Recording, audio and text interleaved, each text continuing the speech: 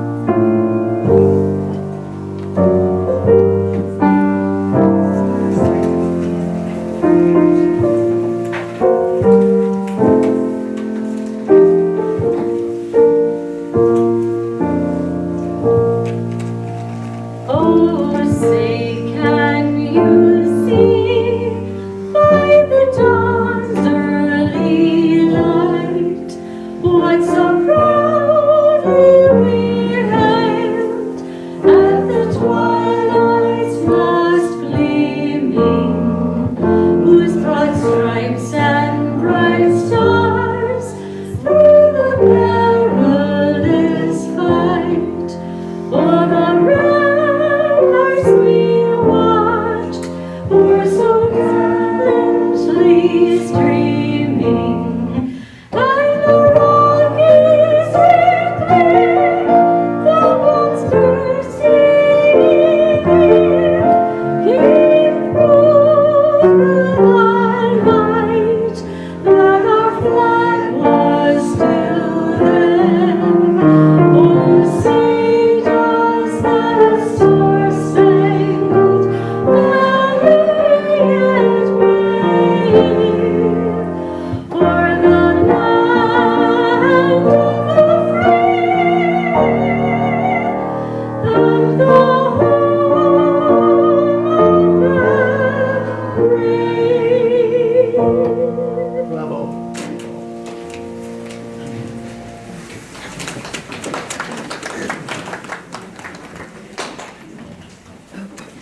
Well, today we're going to be doing old and new Irish music.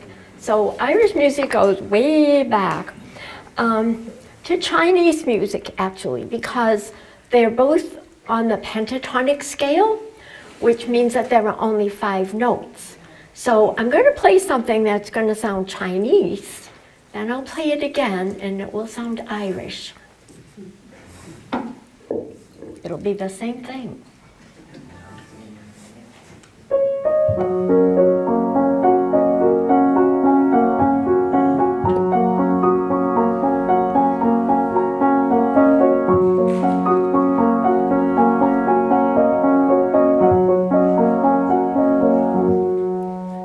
Does it sound familiar? Yep.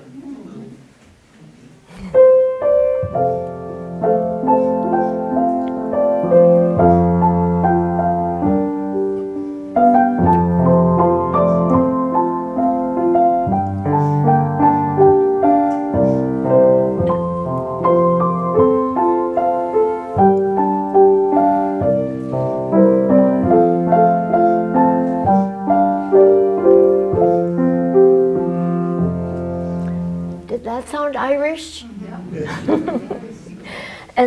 It's the same scale, the pentatonic scale. That's why it sounds familiar. And also, the bagpipes, which we always think of as being Scottish, came from China. Dudelsack was the name of the instrument, and it was pipes. So that came to us from China also. There's a joke, I think it's a joke, that says It is now. yeah, that Ireland gave the bagpipes to Scotland as a gift, but the Scots haven't gotten the joke yet. The Scottish pipes sound better outdoors, but the Elian pipes, the Irish pipes, sound fine indoors and out. Right.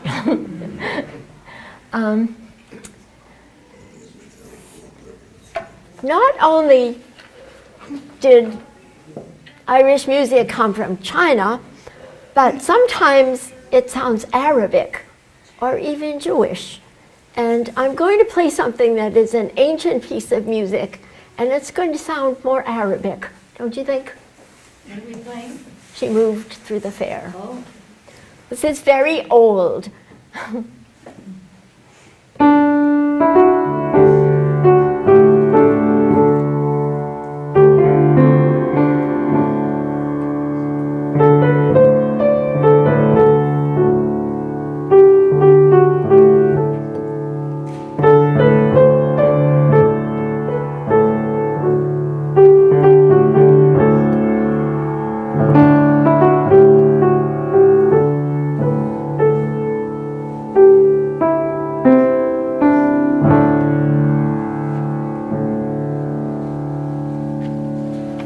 Did that sound Arabic? And it's because and the chord doesn't change. It's the same thing. It's called a drone. Okay.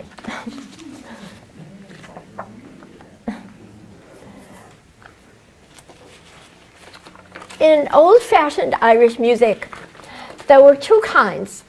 There was instrumental music, and there was singing. So vocal or instrumental, they didn't mix.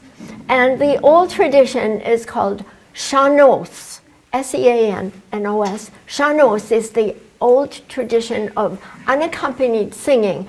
We would call it a cappella today, singing without accompaniment. And a cappella comes from, it means singing in the chapel. And the chapel was too small for a great organ. So there was no accompaniment in the chapel, and that's why we call it a cappella. But this is sean-nós, and it means there is no accompaniment. So I take a break, and Sheila is going to sing Shula Arun, which means come back, my love. And she's going to sing it in the old tradition, and she'll be singing in Gaelic. But don't ask us to speak Gaelic, because we can only sing in Gaelic. We can't speak it. Most of it's English. Yes, you need a G. Shul, shul, shularun, shul ko sakavad, shul ko kyun, shul ko torsov selig lom, iskuche tu mavunin's lom. I'll dye my petticoats, I'll dye them red, and round the world I'll bake my bread, until my parents shall wish me dead. Iskuche tu mavunin's lom. I wish in vain. I wish I had my heart again, and then they think I'd not complain. Iskuche tu mavunin's lom. Come, come, come, oh love, come softly, quickly move. Come to the door and away we'll flee, and say forevermore, my darling bee.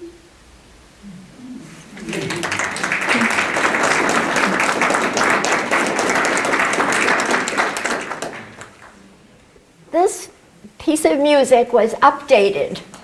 Years later, it was rewritten. The notes are different, the words are the same, but it bears some resemblance to the Protestant hymn, Nearer My God to Thee. So.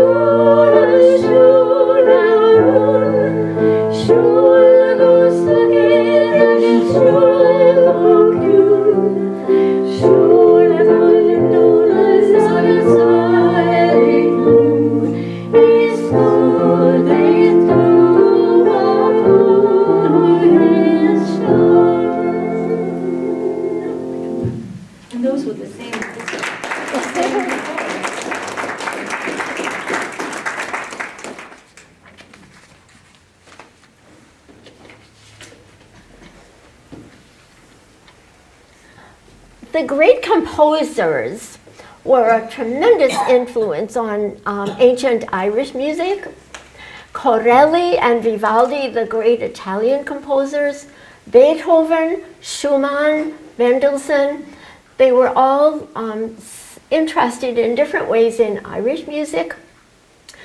Mendelssohn's family moved from Germany to the Emerald Isles, and that's why when I was little I was taking piano lessons and I used to wonder why Mendelssohn's name didn't sound Irish, because I was sure he was Irish. It sounded like Irish music to me. Beethoven wrote 78 Irish pieces of music. Some of them were arranged for piano, violin, and cello, some for only piano, some for piano and violin, but there are 78 beautiful tunes. I should explain that in Irish music there are two kinds. There's tunes and airs. An air is like an aria in the opera. It is sung, it has lyrics, and a tune has no words. So it's one thing or the other. But sometimes a piece of music would reappear in a different form. And the piece I'm going to play now is called Lili Borlero. And it was called, the title is A New Irish Tune, but it was neither new nor Irish. It was written by Henry Purcell in the 1600s. I'm freezing, that's why I can't talk. But so this is Lili Borlero. It was old and then it was redone into a new form. And all of this music is quite simple. There's nothing fancy or abstract or abstruse about it. It's simple, beautiful melodies. There isn't a lot of harmony either. There's melody and accompaniment, but not a lot of harmony. It's not complicated.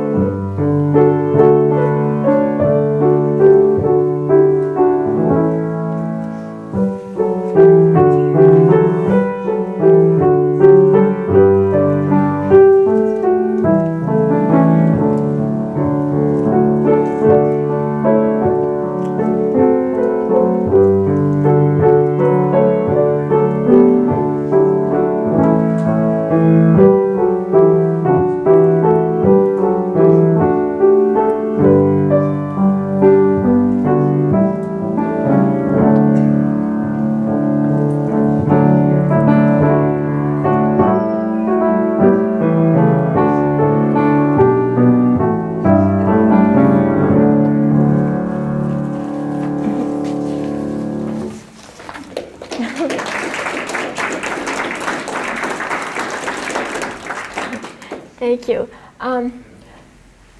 Beethoven. What did he do? Well, he arranged some of the music some of the poetry rather, that Thomas Moore wrote, and he arranged some of the poetry that Robert Burns wrote. So some of it sounds Scottish, some of it sounds Irish. But let me tell you a little bit about Thomas Moore. Thomas Moore was born in Ireland to a family that owned a bakery. And he was a great poet. He was one of the greatest poets in the Emerald Isles. But he moved to England, and then he moved back to Ireland. And so the English didn't care for him much. And when he went back to Ireland, they thought he was a traitor for having moved to England. And so he was kind of a man without a country. Nobody liked him. But his poetry was absolutely beautiful. And Beethoven appreciated it. So he set music to some of Thomas Moore's poetry. And some of the other great composers also did that. Schumann did. And this is a piece called Once More I Hail Thee. And the lyrics are by Robert Burns, so this will sound Scottish. First I'll play it the way, the Beethoven way, and then I'll play it the way it sounded when it fell into the hands of the Scots.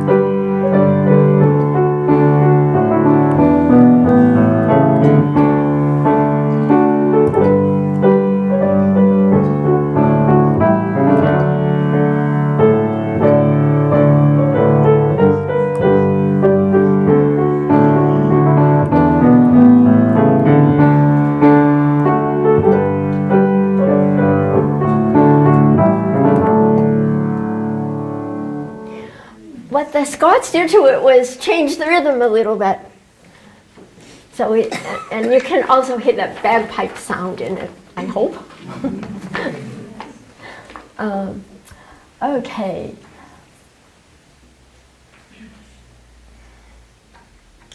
Thomas Moore wrote a beautiful poem about Ireland, and it's called Erin, the Tears and Smiles in Thine Eyes.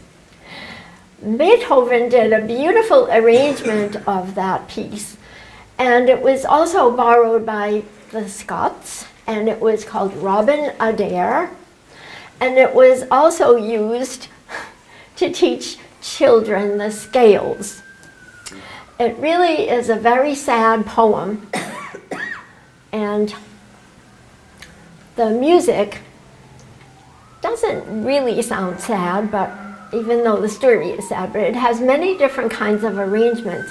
But it was used to teach the scales.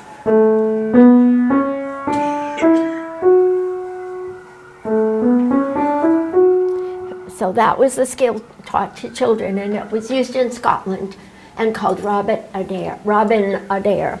But this is what it is.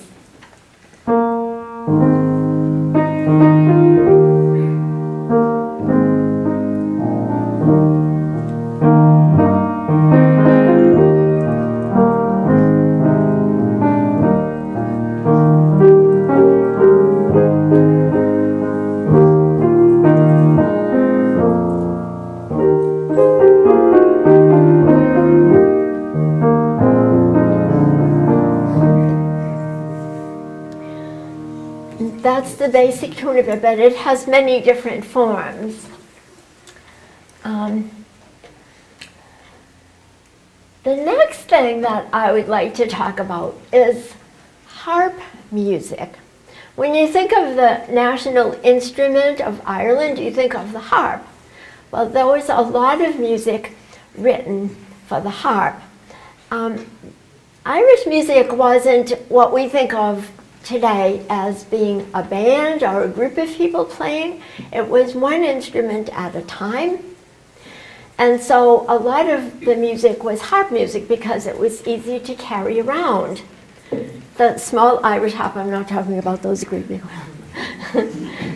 But there's a story about the Irish harper, and it's the blind Irish harper. And why were they blind? Well, if you couldn't see in Ireland, you were given a harp, a donkey or a horse, and a helper.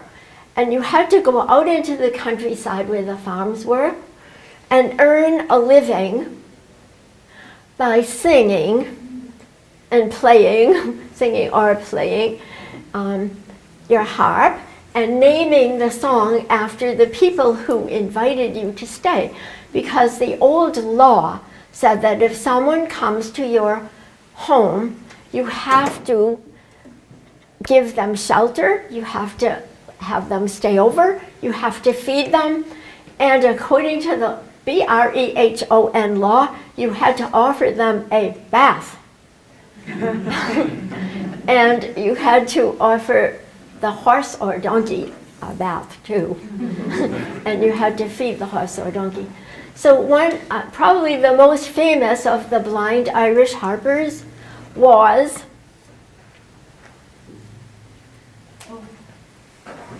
if my assistant would be kind enough to come up here. You'll see his name. I wish it was bigger. That's his name. If you can pronounce it, I'll give you a quarter. It's pronounced Torlo O'Carolan, the most famous blind Irish harper. When he was born on March 25th, I think, in 1720. I believe that's when he was born. And when he was 14 years old, he, I should talk into this. When he was 14 years old, he was blinded by smallpox, and he was taken into the farm of the McDermott Rowe family. In those days, children were farmed out. So if your family raised chickens, you were sent to a family's farm where they raised pigs. And it was furthering your education. And it's kind of like being sent away to school, academy or someplace like that. And so that's how they broadened their children's educations. They would send them to live with another family. So Tortolo O'Carolan was sent to live with the McDermott Rowe family. And eventually his whole family moved there and they all lived together. But he went about the countryside and he wrote hard music called, a lot of it was called Planxty. And there's Planxty Fanny Power, that's a very popular one. And the name comes from the home where he stayed when he was traveling about. So the tradition is when the Blind Irish Harper comes to your house, you have to go around and invite your neighbors to get an audience. So everyone got very excited when they saw the harper and the donkey, and they would go to that farmhouse, and that was their entertainment. They didn't have TV, so they would listen to the harp music. And the piece of music that was played was named after the family. So there are many Planxties with many different names. And there were about 450 of them that were lost and later discovered and put into a book. However, all that was found for a lot of them was the melody. There was no accompaniment, there were no chords, just that melody. So Edward Bunting from the 1800s put a lot of these ancient airs, they weren't airs, they were tunes. He set chords to them. And then people would come and even add words to them. And Sean O'Riordan took a couple of the Planxties by Tortolo O'Carolan, and he set words to them. And there's one that I'll be playing, and it came from Planxty Irwin, whatever that is, but that was the name of it. And so that was dedicated to Tortolo O'Carolan. And a little bit about Tortolo. He was a bit of a rascal because he would hang around in these pubs sometimes because they didn't have movie theaters or anything. So when you left your house, you went to a pub. That was the only place to go. It was the gathering place. And he got into an argument with someone. He was an expert at playing backgammon. And he got into an argument with his friend. And they became bitter enemies, and they started to write nasty poems about each other. And some of them are still around, they're pretty funny. But when O'Carolan died, his friend wrote a beautiful eulogy about him. So they were, deep down in the heart, they were always friends. They teased each other and made fun of each other. Then there was another incident where O'Carolan had an argument with someone because the person insulted him, and his name was Ed Hughes. And he thought he was a big deal because he played for King Louis XIV and Lord Mayo, and he kind of was snobby towards Tortolo, and he said to him, "Your music is like bones without beef." So O'Carolan grabbed him and dragged him around the room, and as he was screaming, Tortolo said to him, "Put bones and beef on that, you puppy!" And so that saying kind of was adopted by people. "You puppy" was quite an insult. But actually, I'm making a mistake when I say O'Carolan, because I just read that if you use the entire name, you use the O. So if you say Tortolo O'Carolan, you use the O. But if you're just using his last name, you take the O away. I can't tell you why that is, but that's the tradition. So I should be referring to him as Carolyn. And in English, his name would be Terence Carolan, and his nickname would be the same as my name, Terry.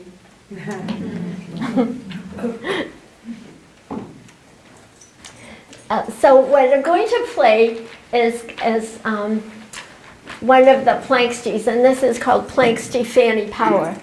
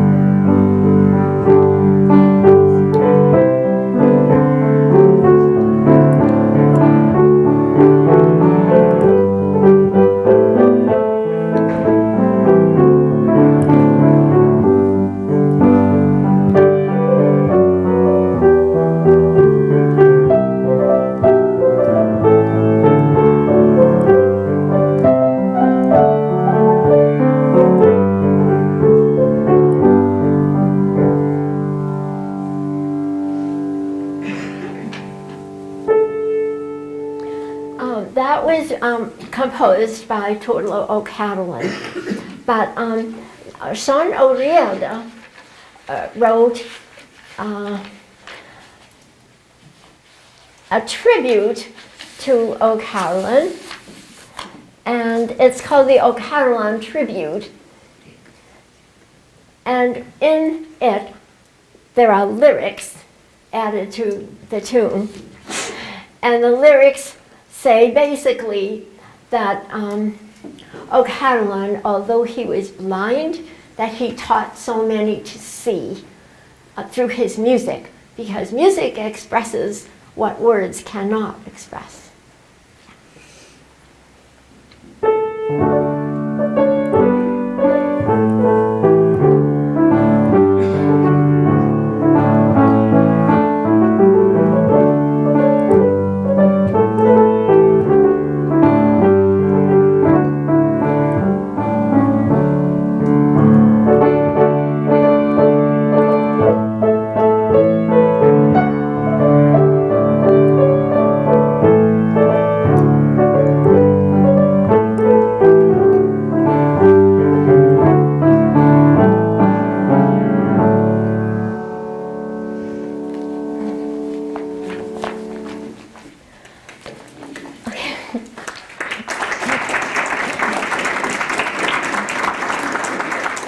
Thank you. Now, the piano was invented in 1711, and as the piano became more popular, the harp music was kind of expanded to the range of the piano because it had a greater range. And as I told you, Felix Mendelssohn moved over to the Emerald Isles, and his music sounds Irish, English, Scottish, Welsh,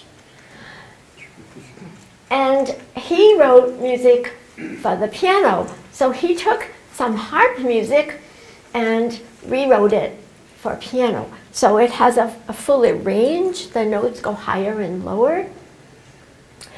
And also the piano was being used because it was for the first time a pianoforte, which means in Italian loud and soft. It really means soft, loud, pianoforte. And before that, instruments could not play, well, other than the bagpipes, instruments couldn't play very loudly. So you had to be enclosed in a small area, and it was mostly salon music. But then the piano was used in a larger venue. So Mendelssohn was able to write music for the piano, which goes higher than you could find on the small Irish harp. This is called a constellation, and it's in the key of E, and it sounds like a hop.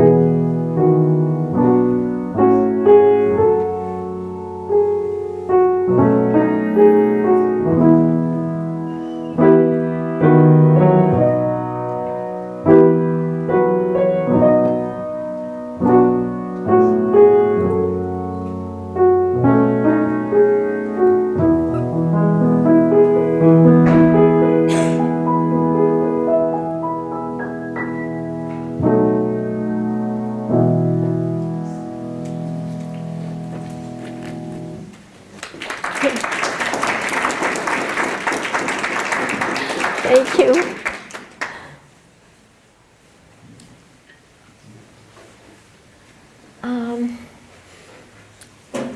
Okay.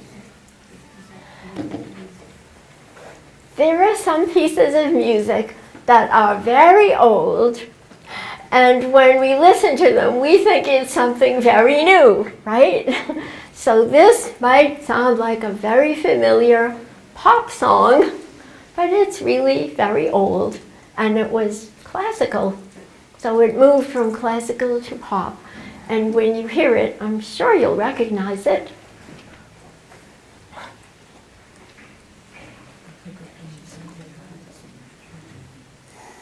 What key are we in?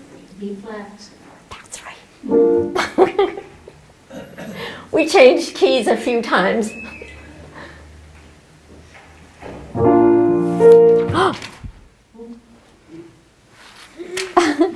I was attacked by my music.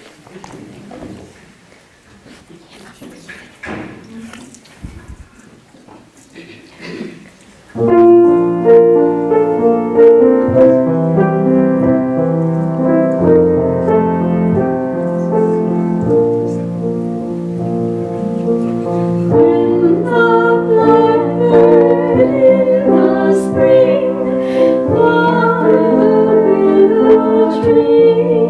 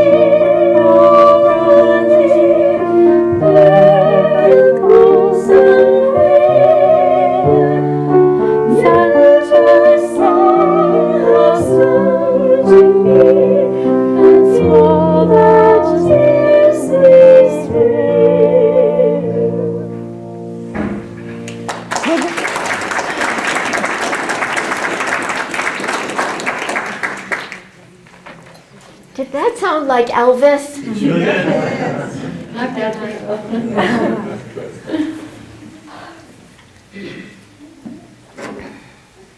Need some more? Yeah, Wow, frozen I'm hands. getting warmth. Goodness. Thank you. Need some hot water. I do. This time we'll put the heat on.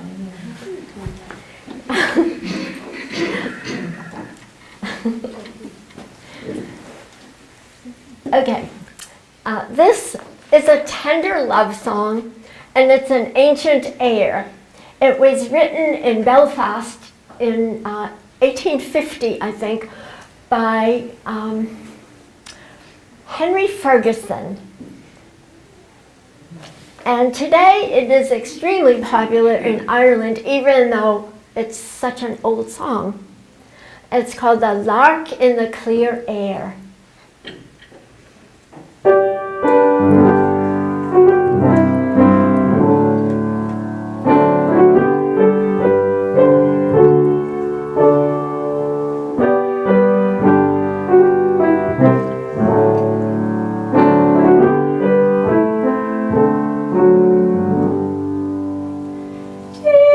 Thoughts are in my mind, and my soul soars enchanted as I hear the sweet lark sing in the clear air of the day. For a tender beaming smile to my hope has been granted, and tomorrow she shall hear all my fond heart would say.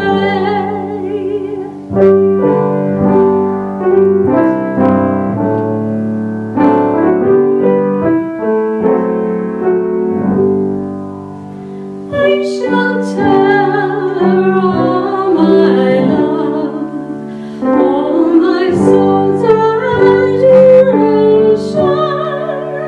and I think she will hear me, and will not say me nay. It is this that gives my soul all its joy or elation, as I hear the sweet lark sing in the clear air of the day.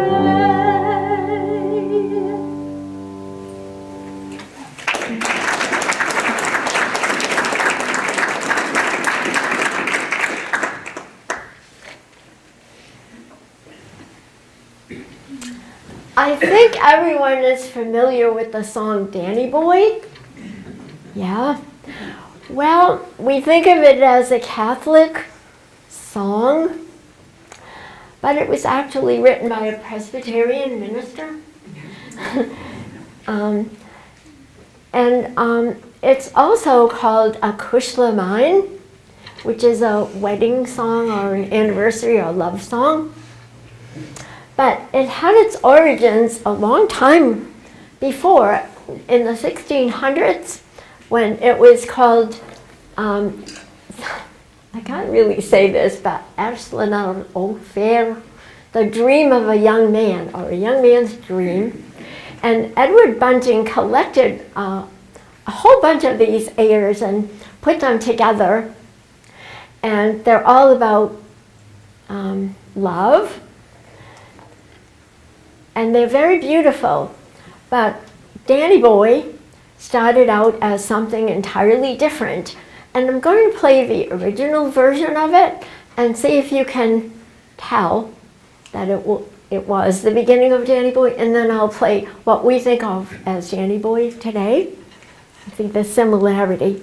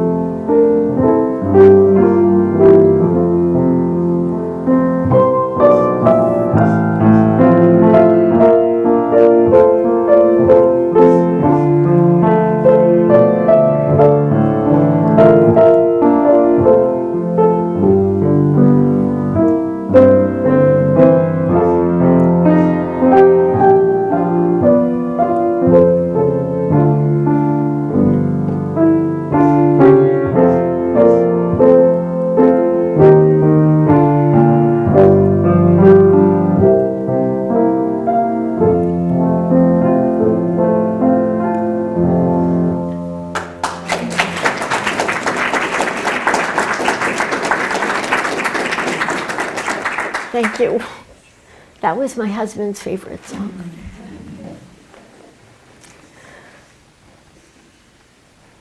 Well, now we have a treat.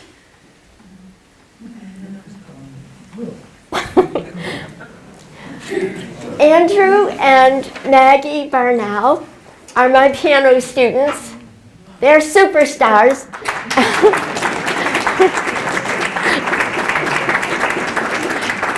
And their grandfather, they call him Papa, Frank O'Connor, takes them to their piano lessons every week and waits patiently. And we decided that they should sing Galway Bay today because we love that song and they've sung before. So this is Galway Bay. And if you know it, sing along.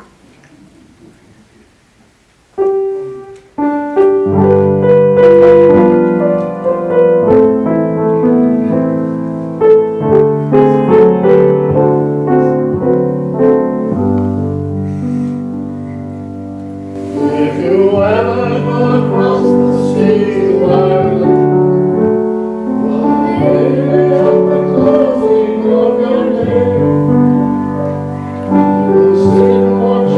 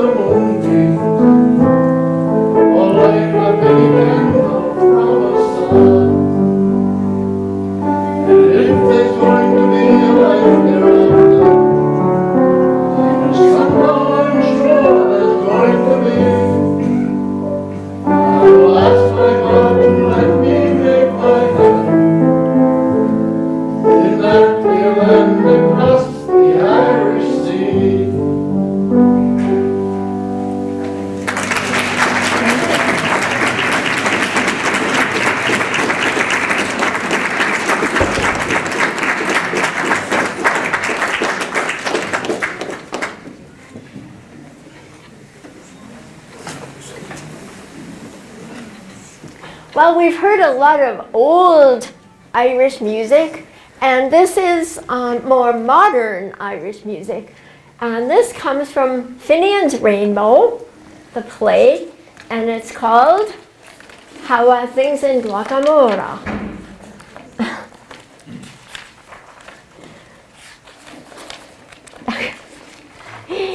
My hands are too cold to turn the pages. Okay, so that's one turn. I want to pull this one out. Oh. Well, I'll just have to turn twice. I have to turn twice. Okay, I can do it.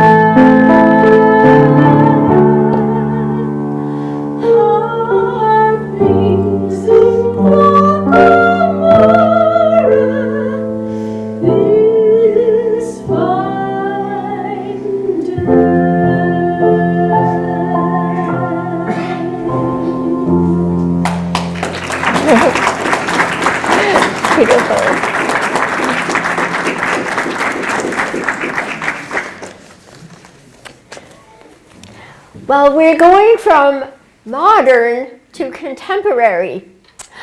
Our last piece of music is called The First Rose of Killarney. And the composer of this beautiful piece is right in this room. I'd like to introduce Jerry McCall.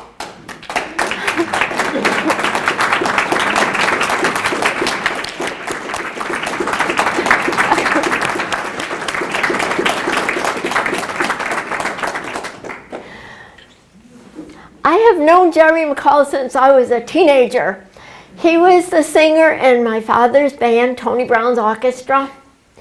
And Jerry sang at my wedding. And I love him to bits. He's a wonderful guy. And he wrote a beautiful song. And I'm going to play it.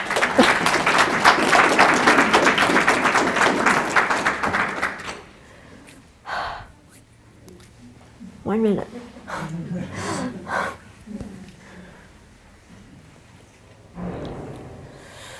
Okay.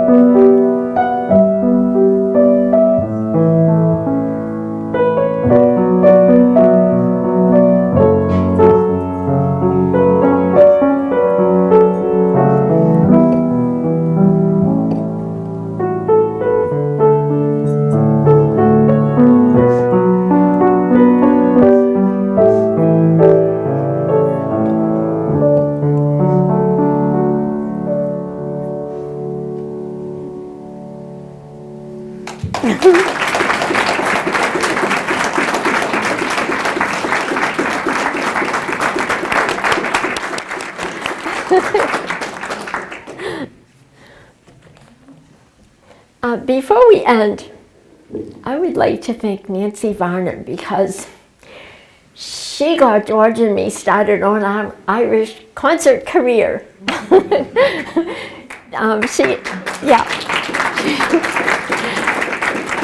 She invited us to do a concert in Lowell, and that really gave us our start, and it was really a lot of fun. So George and I had many years of doing concerts together, and there's an end to everything, I guess.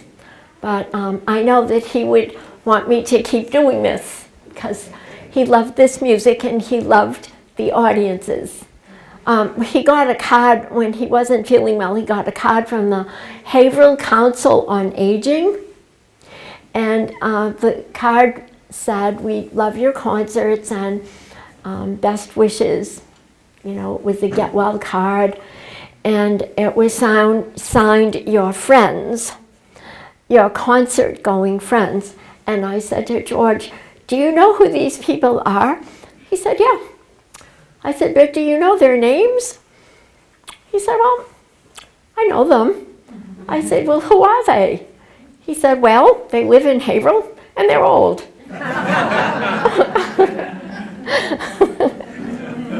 And that was enough for him. So I want to thank everyone for coming today. And we have some cake and goodies out there, and I'm sorry I'm so cold. Next time I'll bundle up. Okay, thank you for coming. Please come and have cake with